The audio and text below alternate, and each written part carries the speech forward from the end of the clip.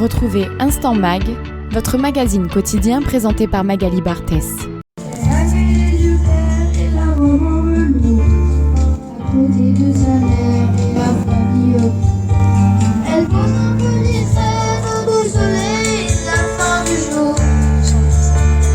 Sept enfants évoqués avec émotion par les élèves du groupe scolaire Bnei Al-Azhar, jeudi 23 janvier, lors de la cérémonie des 80 ans de la libération du camp d'Auschwitz.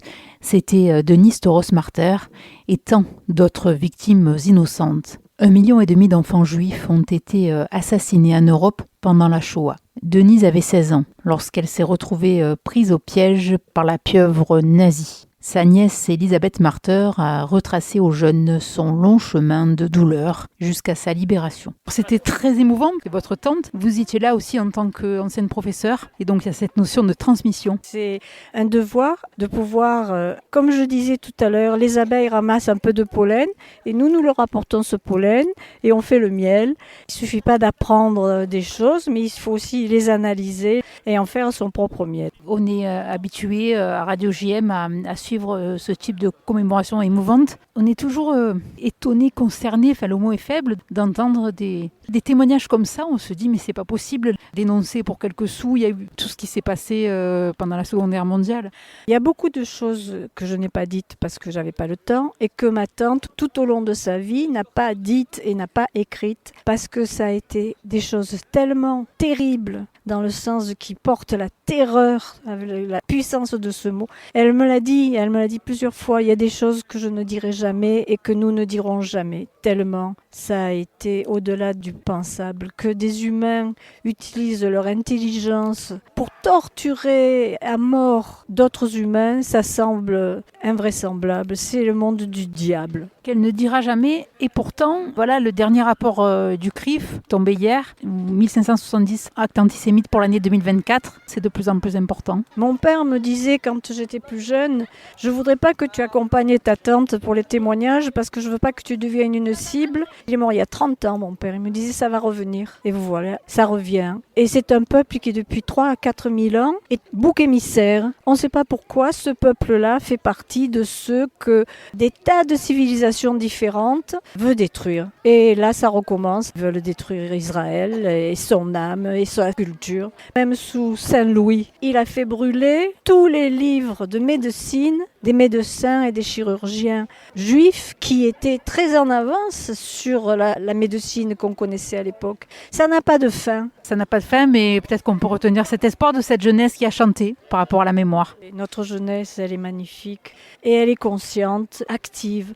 Je me souviens la fois où j'avais visité Auschwitz, quand on est sorti, il est sorti d'un car une ribambelle de jeunes gens israéliens avec le drapeau. Ils étaient beaux. Je me suis dit qu'Hitler se retourne dans sa tombe. C'est la revanche d'un peuple avec sa jeunesse, son intelligence. On connaît la résilience du peuple juif. Mais pensez à Denise qui confie souvent à ses proches revivre pendant la nuit ce qu'elle a vécu dans les camps et savoir que cet antisémitisme prolifère dans la rue, sur les réseaux sociaux, hante le grand rabbin de Marseille, Réhouven Orana. Tout ce qui a été dit était très émouvant, mais malheureusement, ce genre de cérémonie nous ramène encore une fois à des réalités que nous revivons malheureusement aussi encore aujourd'hui, et c'est d'autant plus difficile à replonger dans le passé quand nous constatons que le présent, malheureusement parfois, lui ressemble un peu.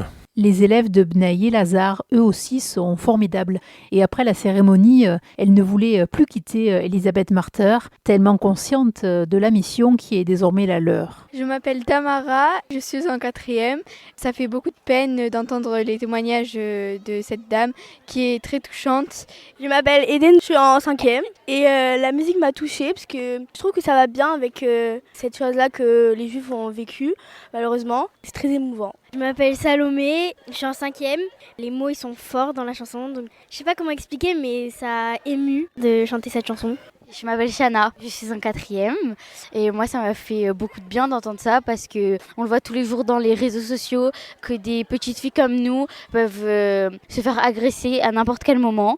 On a tous le droit dans le monde de vivre normalement, peu importe qu'on soit juif, catholique ou arabe, on a tous le droit d'avoir une place dans ce monde. Une gratitude émue transparaissait dans les mots du président du Fonds social juif unifié Marseille-Provence, Lionel Stora, alors que la chanson de Jean-Jacques Goldman était encore dans tous les esprits. Un mot pour remercier l'établissement d'abord, Inou Lamar, le président de l'établissement, et aussi Pascal Demaria, le directeur, et puis pour remercier les enfants et tous les élèves en général.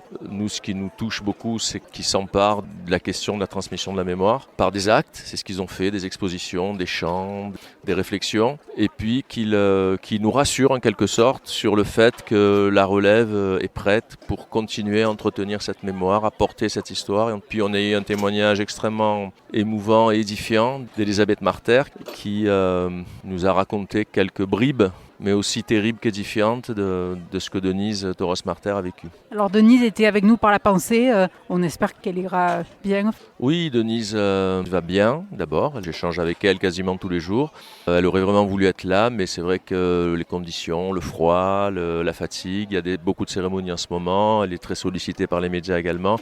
Tout ça fait qu'elle est obligée de se ménager, ce qu'on l'encourage à faire pour qu'elle puisse encore longtemps, le plus longtemps possible, continuer à témoigner, à nous montrer le chemin. Pascal Demaria, chef d'établissement de l'école GSBE, qui regroupe presque 850 élèves, salue la mobilisation collective ayant permis de mener à bien cette cérémonie. On a eu la chance aujourd'hui de faire la commémoration des 80 ans de la libération du camp d'Auschwitz en compagnie de très beaux invités et surtout avec nos élèves qui ont vraiment joué un rôle prépondérant dans la réussite de cette commémoration.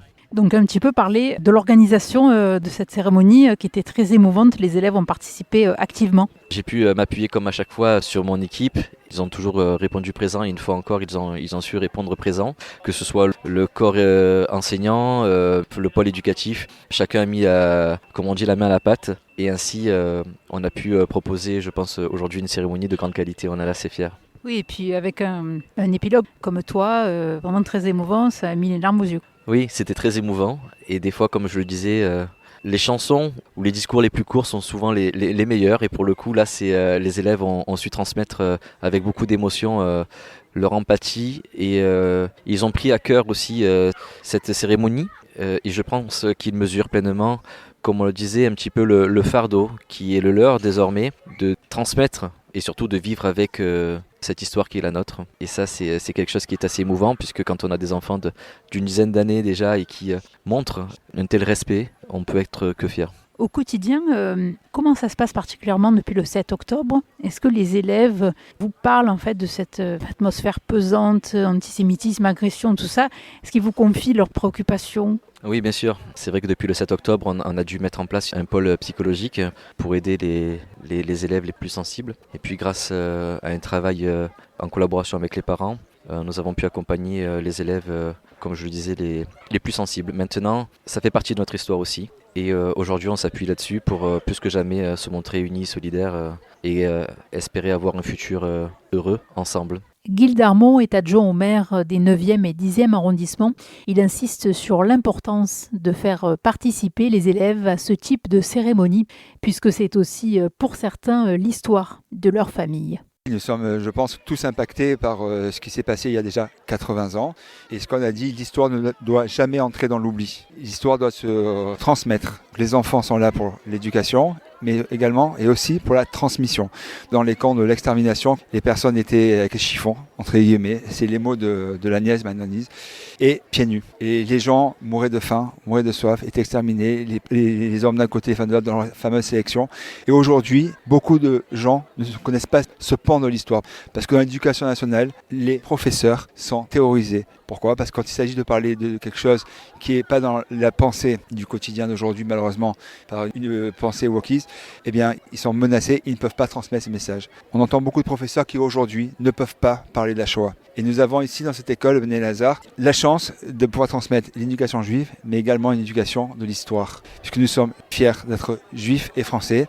Et aujourd'hui, nous avons de classes de CM2, 6e, 5e, 4e, 3e, qui ont fait un travail de mémoire, qui ont chanté des chansons, qui ont lu des textes, des poèmes. Et c'était beau parce qu'on voyait qu'ils étaient imprégnés par le message. Et c'est ça que l'on demande. On demande aujourd'hui à cette génération qui n'a pas connu cette guerre de pouvoir transmettre à leur tour cette histoire qui est notre histoire. Pour Lisette Nardussi, adjointe au maire de Marseille en charge des familles, des mémoires et des anciens combattants, la transmission de la mémoire a vocation à être partagée par chaque jeune. Peut-on imaginer qu'un jour, ce type de cérémonie très émouvant puisse être organisé dans un lieu symbolique de Marseille beaucoup plus grand avec la plupart des établissements, tout le monde, pas que les établissements juifs? Je pense ce que nous essayons de faire déjà, puisque à chaque cérémonie, donc moi j'invite des scolaires. Dimanche, par exemple, vous aurez un collège qui va venir interpréter d'ailleurs une chanson qu'on a entendue tout à l'heure et qu'on organise au-delà des commémorations. Je disais dans mon discours, c'est ma mission. En tout cas, c'est la mission que m'a confiée le maire, celle de transmettre. J'organise des rencontres tous les mercredis après-midi, ou presque, où on reçoit des groupes de jeunes, où il y a des échanges sur l'histoire et sur la mémoire et sur la République, bien sûr, sur les valeurs. Évidemment, moi, je souhaite, par exemple, dimanche, jour de commémoration, mais évidemment que j'espère qu'un maximum de Marseillais, Marseillaises et d'enfants soient présents pour assister. Ce sont des commémorations et cérémonies publiques. On essaie de faire passer le message pour qu'ils participent et qu'ils partagent ce moment fort, comme on vient de le vivre ici. Mais c'est quelque chose que, j'allais dire, non, on fait déjà, on voudrait qu'ils prennent. Et je pense que ça s'entend, puisque aujourd'hui on travaille beaucoup avec des scolaires. J'ai lancé avec mon collègue Huguet une action qui s'appelle Parcours des ambassadeurs de la mémoire. Et on travaille avec 10 classes de Marseille. Donc pour vous dire que oui, ce devoir de transmission pour nous il est essentiel, c'est même notre première mission. Nous vous léguons notre mémoire. À charge pour vous de la transmettre de génération en génération afin que nul n'oublie, afin que nul ne doute, afin que nul ne nie. Cette phrase, extraite du testament d'Auschwitz de notre cher Denis Rossmarter, a une dimension universelle. Retrouvez Instant Mag, votre magazine quotidien présenté par Magali Barthès.